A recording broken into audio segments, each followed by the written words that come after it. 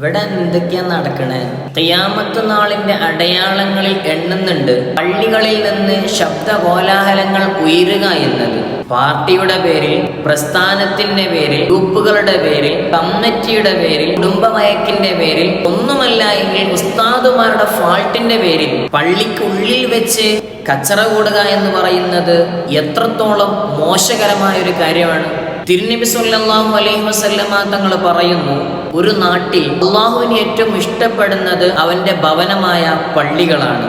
ഈ അള്ളാഹുവിനെ ഇഷ്ടപ്പെടുന്ന ഈ ഭവനത്തിൽ വെച്ച് അള്ളാഹുവിന്റെ അടിമകളായ നമ്മൾ തന്നെ കൊമ്പ് കോർക്കുക എന്നത് എത്രത്തോളം നീചമായതാണിത്. ഒരു വിശ്വാസിക്ക് പള്ളിയുമായിട്ടുള്ള ബന്ധം എന്ന് പറയുന്നത് വളരെ അഭേദ്യമായ ബന്ധമാണ്. കാരണം നബി സല്ലല്ലാഹു അലൈഹി വസല്ലമ തങ്ങൾ അർശിന്റെ തണൽ ലഭിക്കുന്ന വിഭാഗത്തെ എണ്ണുമ്പോൾ കൂട്ടത്തിൽ എണ്ണിയ ഒരു കൂട്ടരുണ്ട്.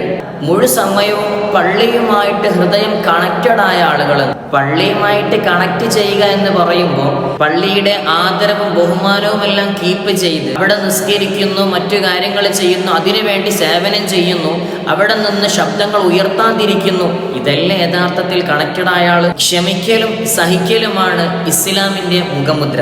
അള്ളാഹു ബഹുമാനിച്ചൊരു വസ്തുവിനെ നിങ്ങൾ ബഹുമാനിച്ചിട്ടില്ല എങ്കിൽ ആഖിബത്ത് അഥവാ മരണസമയം വരെ മോശമാവാൻ സാധ്യതയുണ്ട്. അതുകൊണ്ട് നാടാണ് പ്രശ്നങ്ങൾ ഉണ്ടാകും. പക്ഷേ എങ്കിൽ അതെല്ലാം പള്ളിക്ക് പുറത്ത് വെച്ചാവുക.